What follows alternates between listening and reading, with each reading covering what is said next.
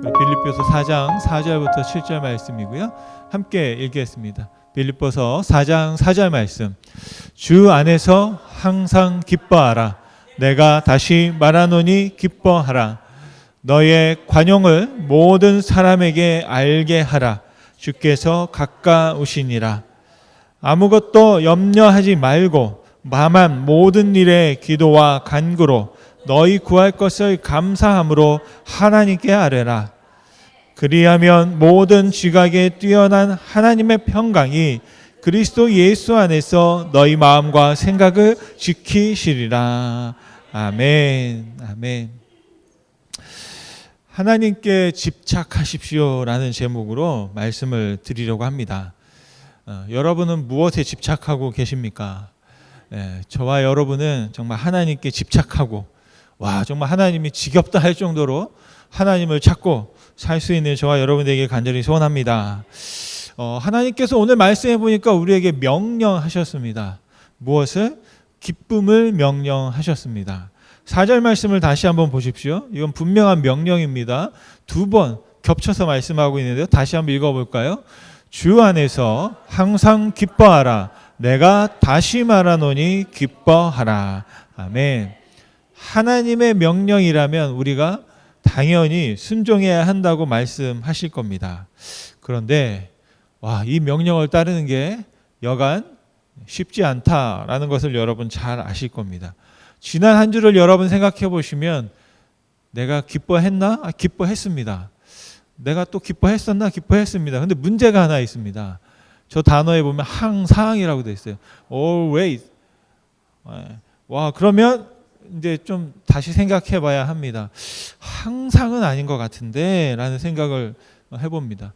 기쁘기도 했지만 그 중간중간에는 걱정도 있었고 또 염려도 있었던 것을 생각할 수 있습니다. 그런데 이 어려운 명령을 하나님께서 우리에게 주신 이유가 무엇일까? 아마 하나님은요, 우리가 정말로 이 말씀대로 빚어지고 되어지기를 간절히 바라시기 때문이라고 믿습니다. 태초에 하나님이 천지를 창조하셨습니다. 그 다음에 말씀하셨습니다. 말씀대로 되어졌더니 하나님께서 참 보기 좋다라고 하셨습니다. 오늘 또 이 명령은 하나님의 말씀이고요. 하나님의 말씀대로 되어질 때 우리가 하나님 보시기에 좋을 줄 믿습니다. 그리고 바로 말씀대로 되어질 때 우리가 하나님 보시기에 아름답다라는 것입니다. 하나님께서 우리에게 명령하신 이유는 할 수 있기 때문이라고 믿습니다. 우리가 할 수 없는 것을 하나님이 명령하시면 하나님께서 잘못되신 것이거든요. 우리가 할 수 있는 것이기 때문에 하나님께서 명령하셨고 그 명령이 되어지는 것은 내 능력과 의지로 되는 것이 아니라 하나님께서 말씀하신 바로 그 말씀하신 하나님의 능력으로 되어지는 줄 믿습니다. 다시 말하면 이 말씀과 명령이 어디서부터 왔느냐? 하나님께로부터 왔다.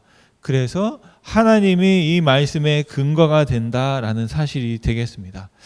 그리고 우리가 믿는 하나님은 말씀만 하지 않으십니다. 말씀하시고 그 말씀대로 살 수 있도록 우리를 도와주시는 분이십니다. 그래서 하나님의 명령은 두 가지 의미가 있습니다. 하나님이 우리에게 바라는 것이고 또 하나는 하나님이 우리에게 약속하는 것입니다. 그래서 하나님이 말씀하시고 명령하셨으면 하나님이 그렇게 이루겠다라고 하는 약속이다라는 사실을 우리가 기억해 볼 수 있겠습니다. 바로 하나님께서 우리가 어디 안에서? 주 안에서 항상 기뻐하도록 해주겠다고 약속하셨습니다. 그래서 항상 기뻐하기 위해서는 한 가지 조건이 또 필요한데 뭐가 필요합니까? 주님이 필요합니다. 주 안에서. 주 안에서 있을 때 항상 기뻐할 수 있는데 그렇기 때문에 하나님께서 예수님을 우리에게 보내주신 것이다 라는 겁니다. 예수님이 인간의 몸을 입고 성육신하셔 오셨고 십자가에서 죽으셨고 그리고 부활하심으로 또 또 우리가 항상 기뻐할 수 있는 모든 조건을 우리에게 허락하셨다라는 사실입니다. 오늘 말씀을 통해서 어떻게 하면 이 하나님의 명령을 순종하며 살아갈 수 있을까 한번 단계별로 살펴보려고 하는데요. 첫 번째로 우리가 주 안에서 항상 기뻐하기 위해서는 관용을 베풀어야 한다라는 겁니다. 첫 번째 5절 말씀입니다. 같이 한번 읽어보겠습니다. 5절 말씀, 너희 관용을 모든 사람에게 알게 하라. 주께서 가까우시니라. 아멘. 관용이라는 말은 용서라는 말로도 말씀드릴 수 있겠습니다. 다른 사람이 나에게 잘못했을 때, 또 다른 사람이 어떤 사람에게 잘못을 했을 때 너그럽게 받아들이고 용서하는 것, 그것이 바로 관용입니다. 나의 실수를 탓하지 않고 또 나를 이해해 줄 것 같은 사람, 아마 그런 사람들을 여러분은 좋아하실 줄 믿습니다.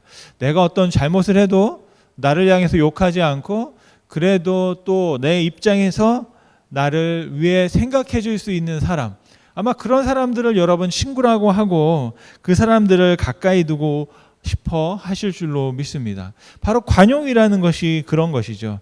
만약에 우리가 관용을 베풀지 않고 내 안에 용서하는 마음이 없이 화가 있다면 우리는 참 기뻐하기 어려울 것 같습니다. 그래서 먼저 해야 하는 것이 뭐냐? 관용을 베풀어야 한다라는 것입니다.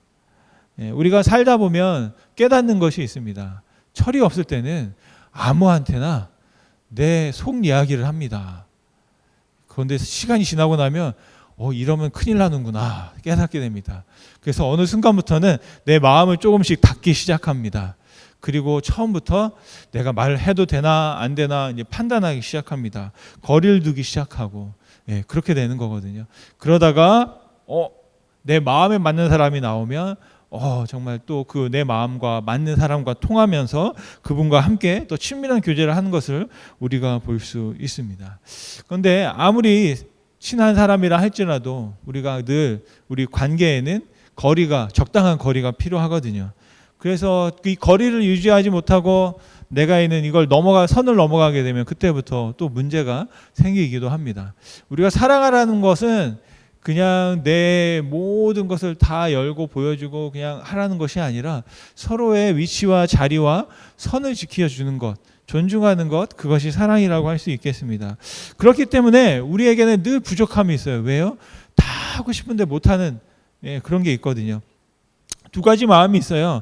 다 열어서 보여주고 싶은데 또 그러면 상처받을까 봐 그렇게 못하는 그런 마음이 있습니다. 그래서 하나님이 계신 거거든요.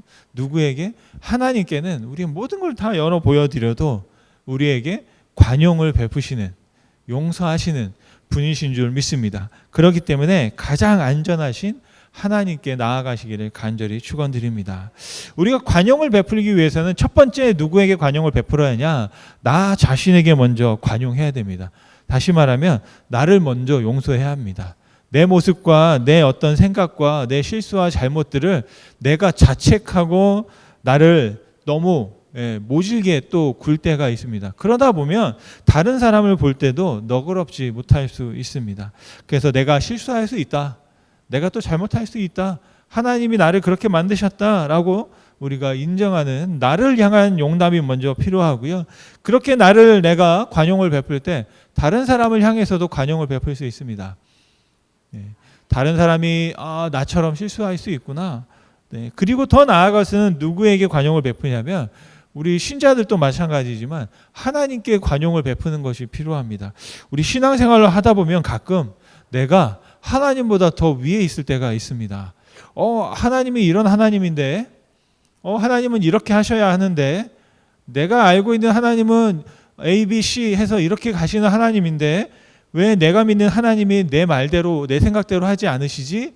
라고 생각할 때가 있습니다. 왜냐하면 자꾸 믿음 생활과 신앙 생활을 하다 보면 하나님에 대한 하나님이 내 안에 들어와서 하나님이 내 안에 들어와서 하나님을 오히려 나보다 더 작게 생각할 때가 있거든요. 그러다 보면 하나님을 또 오히려 판단하기 시작합니다.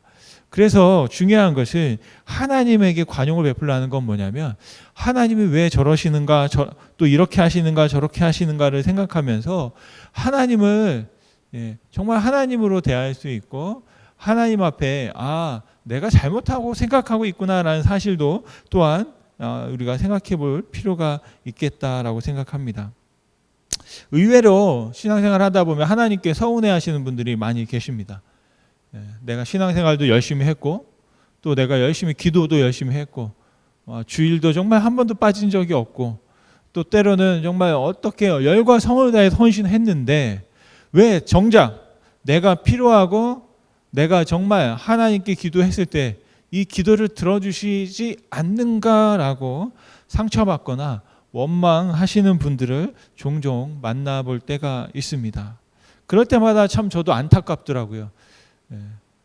제가 하나님이 아니기 때문에 하나님이 어떤 생각을 하시는지 잘 모르겠습니다. 그럴 때 그런 분들에게 네가 잘못하는 거야. 이런 믿음이 없는 이렇게 말할 수가 없잖아요. 그러셨군요. 정말 힘들구나 라고 생각을 합니다. 정말 하나님을 향해서 그런 마음을 또 다친 마음을 가지고 있는 분들이 다시 회복하기가 굉장히 또 어렵다는 것을 많이 보게 됩니다. 그래서 혹시라도 우리에게 그런 마음이 조금이라도 들어온다면 그때 하나님을 향하여 관용을 베풀고 또 하나님이 나를 용서해 주시는 것처럼 하나님이 나보다 내가 생각하는 것보다 더 큰 생각을 하고 계시지라고 또 우리 하나님을 바라볼 수 있는 저와 여러분이 되시기를 간절히 소원합니다. 두 번째로 우리가 주 안에서 항상 기뻐하기 위해서는 염려를 감사함으로 하나님께 맡겨야겠다라는 것입니다. 6절 말씀을 같이 한번 읽어보겠습니다. 6절 말씀. 아무것도 염려하지 말고 다만 모든 일에 기도와 간구로 너희 구할 것을 감사함으로 하나님께 아뢰라. 아멘. 여기 보면 또 다른 명령이 나왔습니다. 기뻐하라는 명령과 염려하지 말라는 명령은 어쩌면 같은 명령일 것 같습니다. 저도 정말 염려 없이 살고 싶습니다. 저도 정말 고민 없이 살고 싶습니다. 그런데 저는 한순간도 염려를 하지 않았던 적이 없는 것 같습니다. 죄송하지만 오늘 또 아침 예배를 드리면서 몇 분이나 오실까? 또 주일날마다 항상 비슷한 생각을 해요. 또 누가 오실까? 또 안 오실까? 이런 생각을 하고 또 여러분들도 그렇잖아요. 명절이 되고 예전에는 가족들이 모이면 잘 올까? 잘 갔을까? 이런 생각들 고민하면서 많이 합니다. 근데 어떻게 우리가 염려하지 않을 수 있을까? 알고 보니까 오늘 말씀해 보면 단계가 있습니다. 첫 번째, 하나님께서 염려하지 말라고 했는데 어떻게 하면 다만이라고 되어 있습니다. 다만. 어떻게 하라고요? 모든 일에 기도와 간구. 너희 구할 것을 감사함으로 하나님께 아뢰라. 다시 말하면 모든 일을, 그 모든 일이 뭐냐면 너희가 염려하는 그 모든 일, 그것을 가지고 기도해라. 그렇게 말씀이 되겠습니다. 근데 우리가 기도할 때 약간 오해하는 게 있어요. 오늘 이렇게 주일 예배 때도 보면 대표 기도 하시잖아요. 근데 우리 성도님들 중에는 그게 굉장히 힘들고 또 때로는 좀 부담스러우시다고 대표 기도는 안 하시겠다고. 근데 거기까지만 했으면 제가 그냥 아멘 했는데 그 다음에 저한테 협박을 하세요. 여러분 다 아실지 모르겠는데 뭐라고 할까요? 기도를 시켜봐. 나 교회 안 갈 거야. 막 꼭 우리 아이들 나 학교 안 갈 거야. 막 이렇게 하는 것처럼 나 무슨 이 옷을 입으면 나 이제 할 거야라고 하는 것처럼 저도 그 말을 저도 이해합니다. 정말 기도가 쉽지 않아요. 왜냐하면 하나님 앞에 기도하는 건 하겠는데 내가 기도하는데 사람들이 듣고 있잖아요. 그러니까 이게 자꾸 신경이 쓰이더라고요. 그래서 어떻게 하면 이 기도를 정말 기도답게 할까? 굉장히 기도에 대해서 많이 고민하시고 말씀하시는 거예요. 그런데 저는 그렇게 말씀드리고 싶어요. 고민할 게 없다. 그냥 말하듯이 하면 되는데 그게 또 쉽진 않더라고요. 그래서 여기서 말씀하고 있는 게 뭐냐면 모든 일이에요. 근데 우리는 기도할 때 큰 일은 기도하는 거예요. 큰 일. 뭔가 좀 기도할 만한 일이 있으면 기도하고 이렇게 작은 일이나 소소한 일이 있으면 기도하지 않아도 되는 것처럼 생각할 수 있습니다. 그런데 오늘 말씀을 보면 뭐라고 되어 있냐면 큰 일이든 작은 일이든 사소한 일이든 뭐 엄청난 뭐 대단한 일이든지 간에 기도하라라는 것입니다. 그래서 기도에는 큰 기도도 없고 작은 기도도 없어요. 그냥 모든 일을 기도해야. 왜냐하면 우리가 하는 염려들은 큰 염려가 없어요. 대부분 보면 굉장히 작은 일 때문에 비가 올까 안 올까. 어제까지만 해도 엄청나게 걱정들을 많이 하셨어요. 가뭄이 들어가지고. 왜? 밭이 만들어놨는데 비가 안 오니까 교회에다가 저 뒤에다가 우리 권사님들이 막 장미도 심고 화단을 막 이렇게 해놓으셨거든요. 해놨는데 이거를 물을 막 줘야 되니까 힘들잖아요. 근데 마침 비가 오는 거예요. 근데 그 전까지는 이거 비가 안 와서 걱정이다. 그런 것들이 우리가 다 염려하고 걱정하는 것들이거든요. 근데 이제 그때 기도하는 거죠. 하나님 비를 내려주세요라고 기도하면 비가 오면 하나님이 내 기도를 들으셨구나. 이렇게 고백할 수 있게 되는 겁니다. 그래서 크고 작은 일을 향해서 우리가 기도하게 되면 또 크고 작은 하나님의 응답을 경험할 수 있게 되고 하나님의 응답을 경험하게 되면 세 번째로 어떻게 된다고요? 그 구할 것을 감사함으로 하나님께 감사하게 된다라는 겁니다. 그래서 우리가 염려하는 모든 일을 그 모든 일을 가지고 기도하면 그 모든 일 때문에 감사할 수 있다라고 말씀하고 있습니다.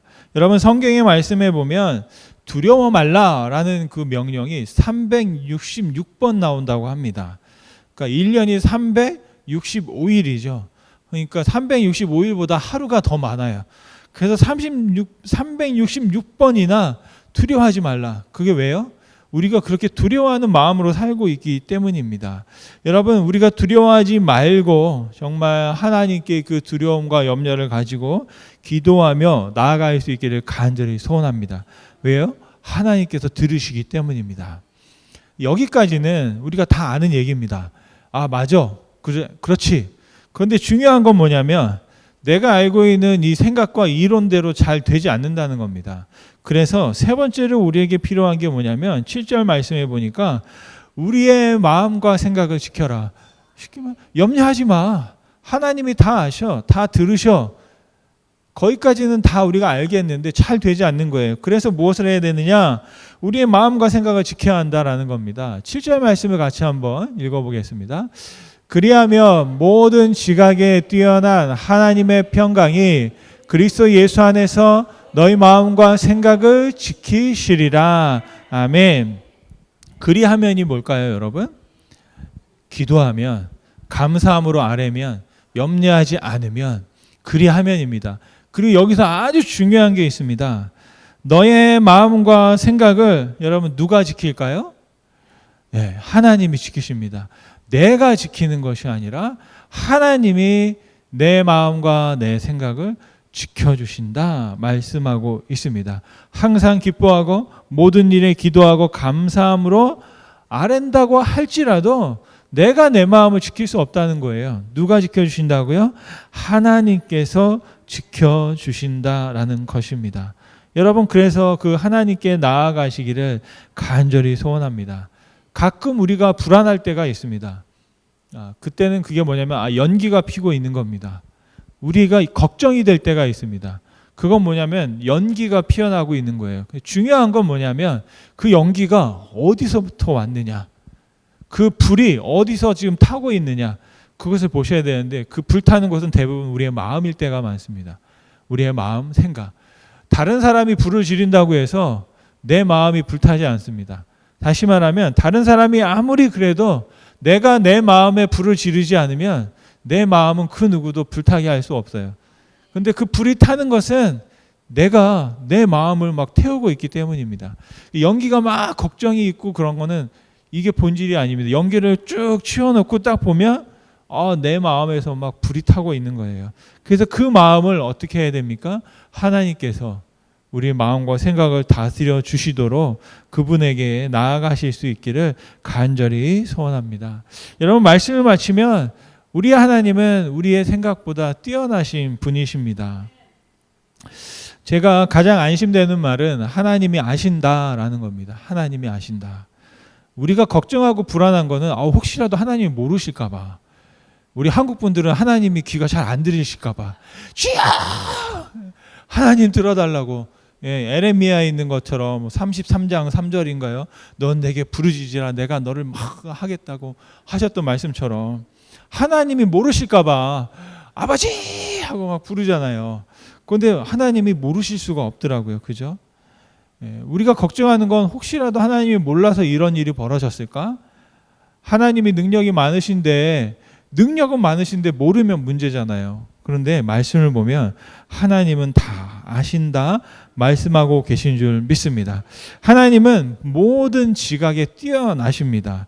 세번역 성경에 보니까 그 말씀을 뭐라고 했냐면 사람의 헤아림을 뛰어넘는 하나님이라고 되어 있습니다. 모든 지각이 뛰어나다는 것은 모든 사람, 그러니까 나를 내가 생각하는 그 생각보다 뛰어나신 하나님이시다라는 것입니다. 여러분, 하나님은 우리의 지혜를 뛰어넘으시는 분이시고 우리의 생각을 뛰어넘는 분이시고 우리의 모든 판단을 뛰어넘어 계신 분인 줄 믿습니다. 그렇기 때문에 하나님께서 우리에게 예수님을 보내주신 것입니다. 우리가 생각했던 것, 그 당시 예수님이 오셨을 때 사람들이 생각했던 것은 예수님이 사람들을 모아서 수천 명, 수만 명의 군사들을 이끌어 저 로마의 왕을 몰아내고 빌라도와 본디오 빌라도도 몰아내고 저 헤롯도 몰아내고 완전히 이스라엘을 독립시켜 주기를 바랬던 것, 그것들이 바로 제자들의 생각이었어요. 그런데 하나님의 생각은 이스라엘 유대만의 구원이 아니었고요. 예수님을 통해서 모든 사람이 구원받는 이방인들까지도 구원하시는 것이 하나님의 생각이셨다라는 것입니다. 그래서 이스라엘 백성들에게는 로마가 나의 나라를 뺏어간 아주 못된 악한 바벨론이나 사탄에 비유되는 그런 존재들이었지만 하나님의 입장에서는 그들조차도 하나님이 구원해야 할 백성들이었다라는 사실입니다. 여러분, 하나님 안에 있는 생각 가운데 여러분과 제가 같이 그 생각을 배우고 살아가실 수 있기를 간절히 소원합니다. 하나님은 바로 그 예수님 안에서 우리 생각을 지키시고 또 그 예수님 안에서 우리 마음을 지키시고 또 예수님 안에서 우리의 두려움을 돌보시고 또 예수님 안에서 우리 걱정과 염려의 구름과 연기를 사라지게 하는 줄 믿습니다. 그 모든 것들이 딱 거쳐지면 우리 안에 누가 계십니까? 성령님이 계십니다. 그래서 그 성령님께서 저와 여러분을 도우셔서 오늘 말씀하셨던 것처럼 이 어려운 명령, 기뻐하라, 주 안에서 항상 기뻐하라, 내가 다시 말하노니 기뻐하라 라는 이 명령을 우리가 마음에 품고 성령의 도우심으로 말미암아 늘 기쁨 가운데 살아가실 수 있는 저와 여러분의 삶이 되기를 간절히 축원드립니다.